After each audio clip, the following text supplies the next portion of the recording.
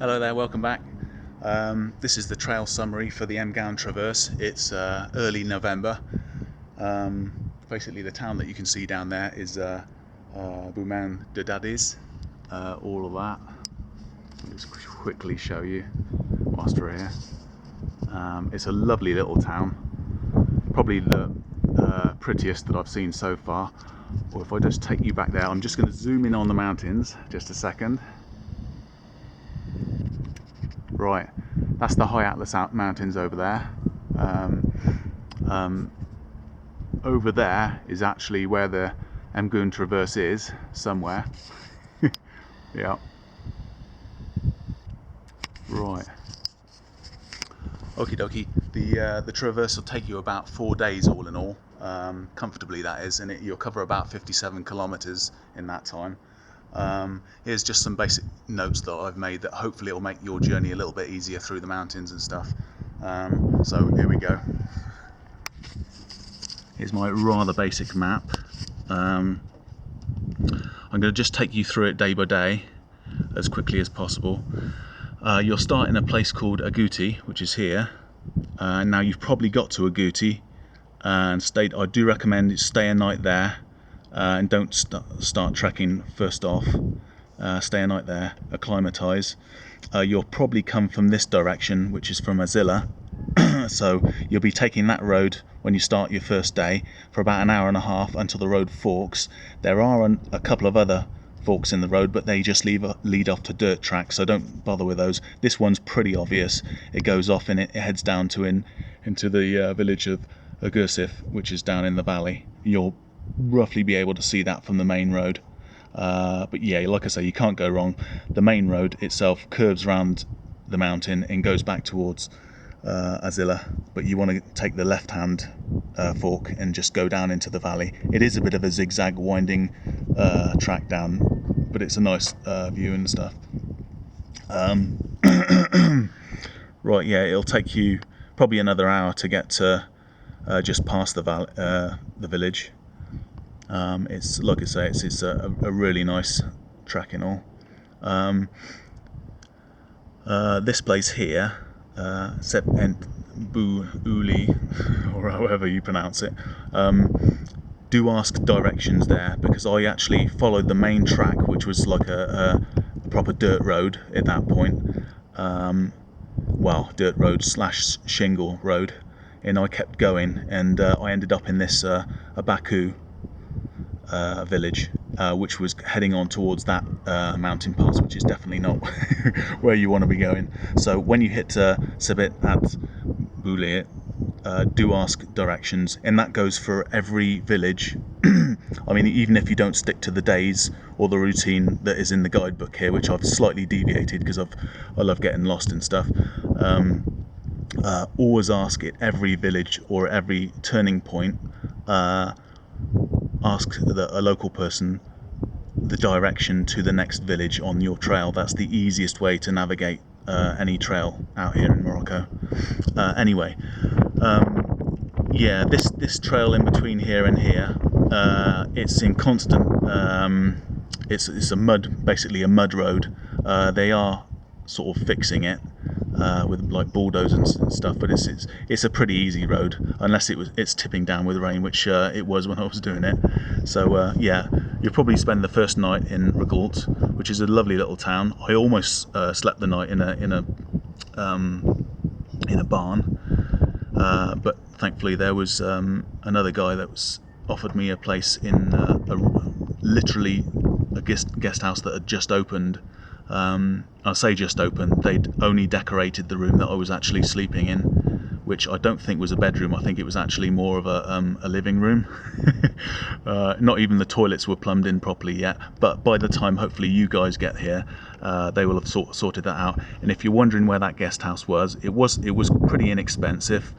It was right next to the mosque in that village, so right bang next door, so you can't miss it, or you won't be able to when they get a sign up and all that. But there are 2 other good campsites in that village as well, if you wanted to get a little bit cheaper, or if the weather's a bit better. Right, day 2 is from Ragout to a Mesri, which is here. Now I didn't make it all the way to Mesri. I made it just to Tezgalway, Tezgawol, that village there. Basically because yeah, I took at least 2 wrong turns. And it's basically, if you follow directions, stay to the left of the river, which is the river Tifra, which goes basically from Ragults, and you'll head upstream and follow it, basically all the way to the mountain pass. The river basically disappears, and the source of the river is literally just beneath the pass. So if it just suddenly disappears, you know you're on the right track. But you can't get lost on this. I mean, there's at least 2 points there. The river forks, and I stayed with what I thought was the main river, and veered off to the right on 2 occasions. So I was around here somewhere. Got wonderfully lost. But in this region, don't panic about that at all. Just follow, if you do go on the wrong course or the wrong path, just follow just head backwards where you've come from, back downstream, and I mean eventually you'll go back to the village, but you won't need to. You'll just go back to where you know where you are, and then you'll follow the correct path. I think it's either the first or the second fork in the river that you go up towards or it heads up towards the pass. The pass is a little bit steep, and I don't recommend that you cross the pass if you've got young family with you, kids and all that, if it's got snow on the ground, because I was guessing where I was putting my feet, and you've got to think like a mule or a donkey to actually follow the trail up there.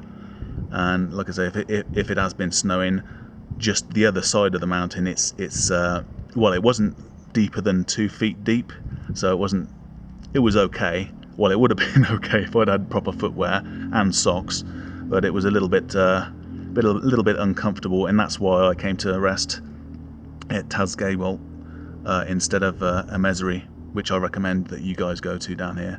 But I mean, the Berbers in this village and they're all really friendly, and they'll all put you up for a homestay if there isn't a yurt or a campsite that's available. So don't worry about accommodation. Yeah, day 3. Oh yeah, sorry. After the actual pass, and you've celebrated actually getting over the pass on day 2, you just after the initial slope of 200 or maybe 100 or 200 meters down, or basically past the 20 minutes of painful snow for me, there is a little bit of a plateau, and then there's a fork in the valley. You want to take the right hand fork. I guess without snow on the ground, it'll be blatantly obvious where the actual donkey trail is that actually goes down towards the right, and in daylight as well. It was the last hour of my trek was in darkness, so I just saw 1 or 2 lights in the distance, and I basically headed towards those and towards a dog that was barking, which I assumed that was in the village. But anyway, you'll see the village to your right and the trail to your right. Follow that down into the village. You can't miss it. If you've got young children as well, do take care on that descent from that plateau down into the village. There are some rather steep slopes, so be careful with young children. Day 3, you'll be going from Mesri to at Ali Ninito, which is here. Now, I didn't go all the way there. I went to Ichbakan, which I don't recommend that you stay at. It was just something about the place I didn't really like at all. So if you can hike all the way through there, from Ichbakan beyond there, you will be crossing the Tesout river to follow the trail on multiple times. So you'll be getting your feet wet. It's really not worth taking your boots off. I've tried plastic bags over your shoes. They're just the rocks in the bottom of the river shred them instantly. If you got sandals that you can put on, or some sort of closed-toed sandals, that's even better. To just because it'd be literally 6 or 7 times you'll be crossing the river until you get to this place, which is Ant Eli in Lito, and that definitely I recommend spending your 3rd night at, because it is absolutely, it's a stunning area. I mean, I only stopped there for lunch, and I cooked my lunch under a little tree out of the sun and stuff. But it was a beautiful area, and apparently they've, as well as accommodation, they've got a hammam there as well, which is, if you don't know what that is, it's like a public bath where you can get a scrub down or a massage or whatnot. Unfortunately, I didn't have time for that. I just had to make do with wet wipes on this journey. Anyway, in the last day, day 4, it's a very pleasant one. I don't think you'll be crossing the river from that point onwards. Maybe once, if at all. And it's, you basically, you can't go wrong. You just follow the trail. I mean, yeah, the donkeys make it obvious where they've been, sort of thing, if you know what I mean. And I got to Entella about an hour after sunset, but you join the main road, or a main road about here on Fakao, that village, and there is another village, I think, in between there somewhere. But if you just follow the main road, and that leads all the way back to the end of the trail, it's Entella, which you'll know you're coming towards the end of the trail, because the river and the trail will actually bend towards the right around the mountainside, and then you'll literally have to cross over a big bridge, which is one of the few bridges on this, the only bridge on this trail, over into Entella. Accommodation is literally just across the bridge, so don't worry about that. And if that's booked up, if you go in high season, there's plenty of other places to stay. And like I say, if they're all full, you could probably pitch your tent somewhere, or they're more than willing, the people, to do home stays, so don't worry about that at all. What else is there that I've missed? It's easier to keep, on that side, keep the Tesseraut River on your left hand side for all of that duration. It's just easier, and you'll see the path. It does weave in and out and cross over the river a few times, but if you, as a general rule, keep the river on your left hand side, and it just makes things a little bit easier. That's about it, I think.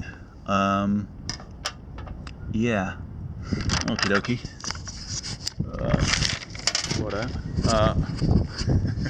Right, hopefully that's been of some help to you guys. Like I said, I didn't do it with a guide. I kind of feel that spoils the experience a little bit, and takes away a bit of the adventure. Day 2 of that journey, which will be in your guidebook, like I've said with that, is the most adventurous, because you're trekking through beautiful gorges, and it's just something your kids will never forget. It's beautiful, proper Indiana Jones stuff. You're going through narrow gorges, trekking through streams of rivers. In early November time, which is when I did it, all parts of the river were never deeper than 2.5 feet. Most of them on the first or second day were about 2 foot maximum. And like I said, when you cross the river, always look for the easiest point to cross, the shallowest point, and then enter the river at one point, and then go diagonally across the river, facing the actual flow, so the flow's coming towards you. And just, if you're loaded up with all this stuff, if you walk across the river like that, you're less likely to fall over into the river and get all your stuff wet. But anyway, that's enough for me for now.